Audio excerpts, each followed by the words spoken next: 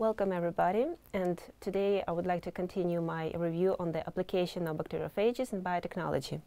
And we are going to talk about vaccines and drugs delivery with the help of bacteriophages and also about gene therapy. So first of all, I would like to remind you that bacteriophages or phages, they are viruses of bacteria, the viruses that infect bacteria. And they have found a very wide application in the field of biotechnology and all the fields of science because they can be applied very differently. They are very unique tools, we can call them. And on our previous meeting, we were discussing the possibility of using phages as an alternative to antibiotics to cure diseases caused by multi-resistant bacteria. They are called superbugs, these bacteria. And the only possible way, the only alternative to treat these diseases is to use phages. So this is phage therapy.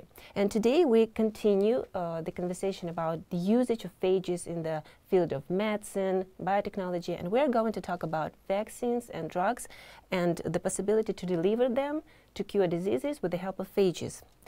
So first of all, when we were talking about the structure of phages, we were discussing that they can have not only classical form, like having head, tail, and fibers. There can be also filamentous, rod-shaped bacteriophages. They are all these phages found their application in the field of biotechnology. And also these filamentophages, they are also vitally used because of phage display. We're going to talk about phage display on our next meeting. So phages can be used to cure viral diseases. For example, to deliver vaccines against viral diseases, like against virus that causes COVID-19. Today, this is a problem. Bacteriophages can be used to cure bacterial diseases. Bacteriophages can be used to cure fungal diseases and to fight parasites because all the phages, they can enhance the immune answer of our immune system and help to fight also these problems. And also bacteriophages can be used in the diagnosis, treatment and prevention of cancer. This is also a very serious problem today. So phages can be used to deliver vaccines, to fight cancer, to deliver drugs exactly to the cancer tissue, because phages can be cell or tissue targeting, not only floating around the organism, but shooting right directly where the problem is. And also phages can be used for gene therapy. This is a rather complicated technique, but I would try to give you the basic understanding of it. So, first of all, vaccination. Actually, there are only two possible ways for a macroorganism, for humans, animals, and even plants to receive immunity to some infectious diseases. The first way is to get ill, the illness. When we meet the microbe in nature, we get sick, and after the illness is gone, we have the immunity, antibodies. These antibodies fight this pathogen when we meet it the next time. If we don't have these antibodies, we don't fight this pathogen and we get sick again. But there is alternative, and it's called vaccination. Vaccination is an ability to receive immunity without being sick, without illness. Because vaccines, they are presented with either dead or weakened microbes, viruses, bacteria, or even their antigens. And so our immune system learns how to detect these pathogens and to fight them without a person being ill. And this is really great because vaccination helps us to receive immunity to some really serious diseases without illness. And one of the possible ways to deliver vaccine to the organism is to use bacteriophages. The simplest way is to put these antigens, these like signal features of these pathogens, to put them simply on the phage. The technique will be discussed on the next time.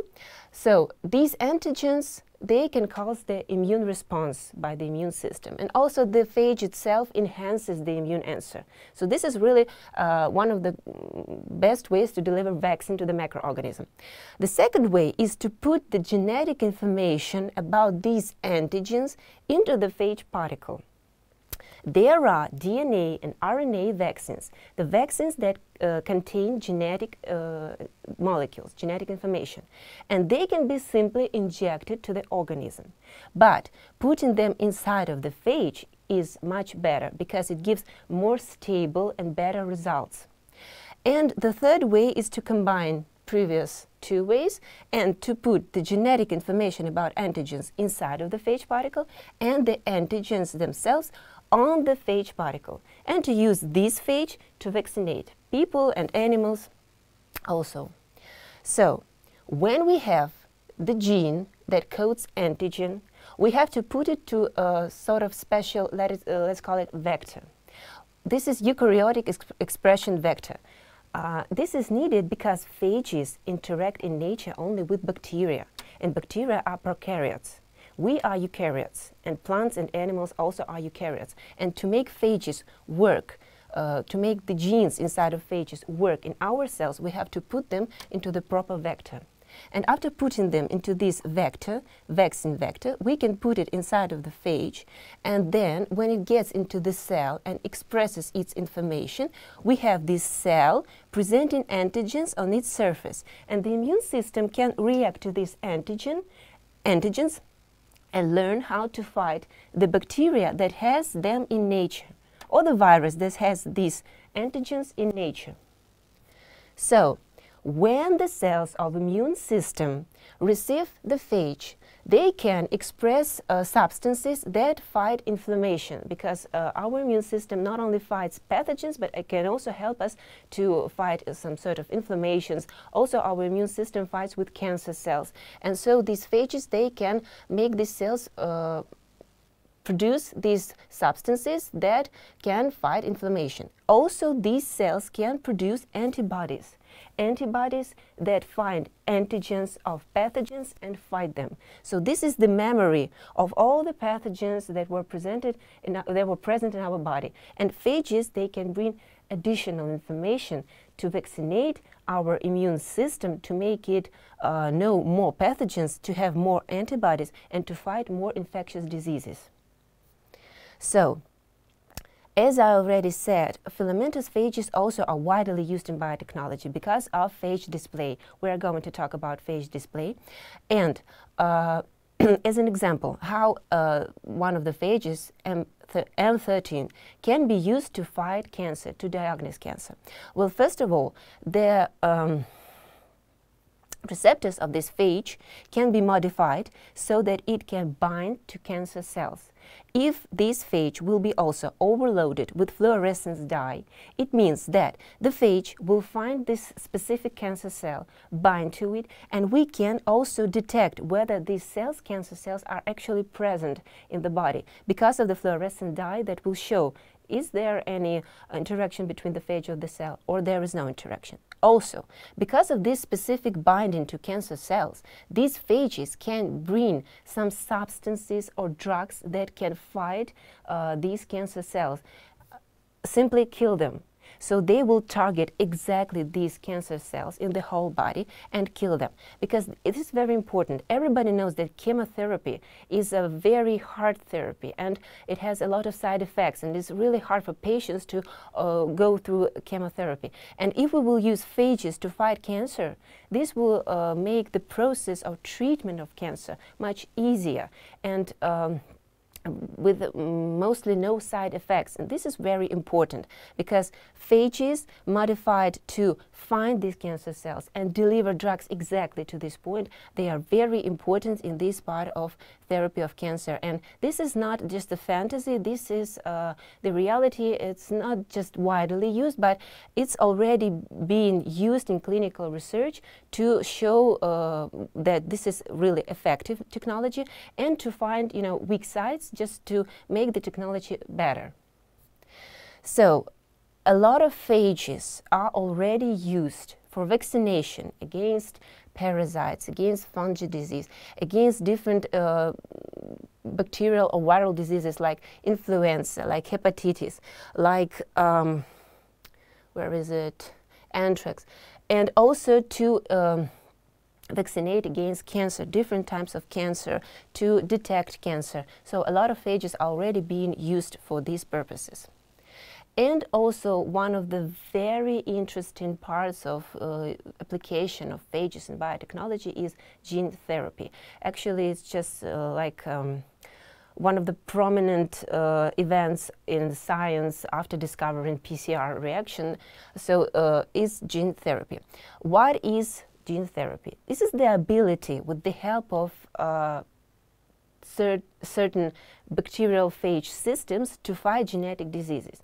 Because genetic diseases, they are like a doom. A person either has to lead a special way of life in special conditions, or to receive lifelong treatment to live a normal life. This is what a genetic disease is. And that was previously. But now it is possible to fight these diseases, because a wrong gene can be cut off the DNA, and the right gene can be put it in. We can change the wrong gene for the right gene with the help of gene therapy. How does it work? Here we have to talk about CRISPR-Cas system.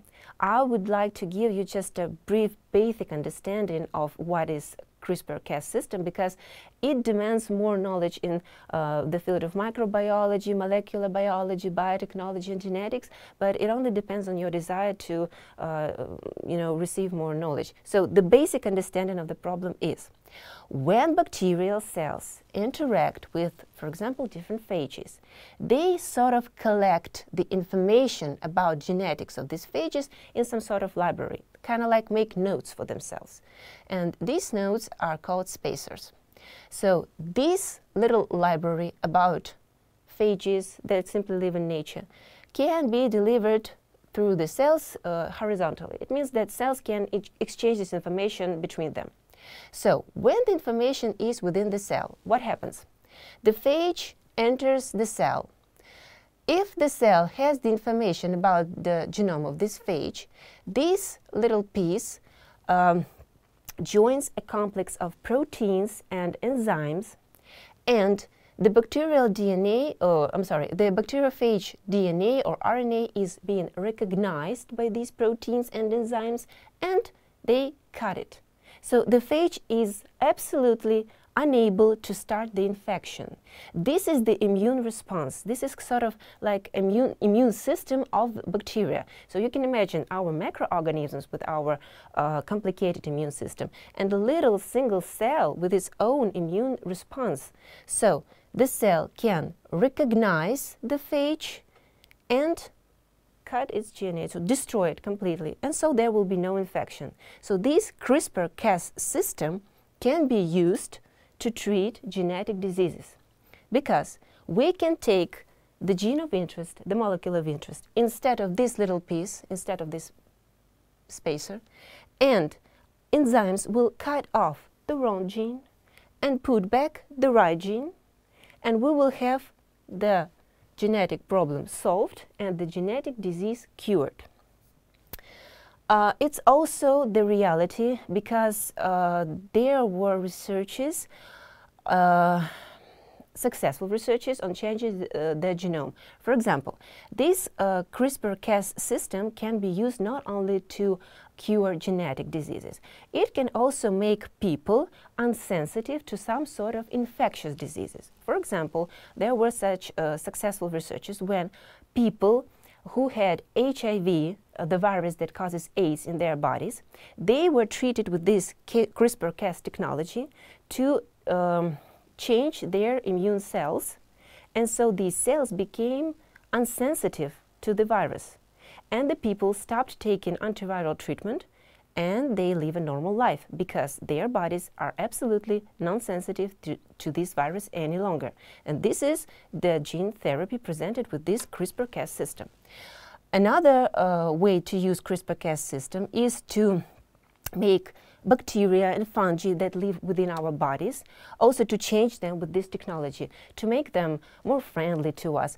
And one of the really important problems is that these bacteria, our microbiota, they like a pool of genes of antibiotic resistance. It means that these bacteria are resistant to all the antibiotics that we take in, and they can deliver these genes to pathogenic bacteria that come to our body. And this becomes a problem because pathogenic bacteria are becoming more and more resistant to antibiotics. So to make these microbiota so to take out these genes of resistance, this won't influence the microbiota, but this will stop the spreading of these genes among pathogenic bacteria. So this is also one of the ways to use this CRISPR-Cas technology.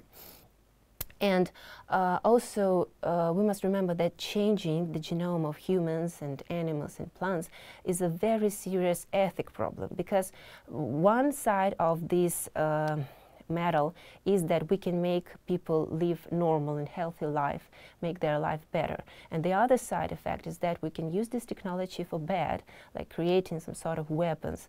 And this is really very important ethic question of how to use this serious technology, because the idea is to make our life better, but changing the basics of our nature, the genetics of our nature, can lead even to the elimination of the humanity, of the total elimination of humanity, the disappearance of people, if we do something wrong. So these technologies are really very serious, are really very interesting, and they can make really big changes. So I think that this will be enough for today. Thank you very much for your attention, and I hope to see you next time. Goodbye.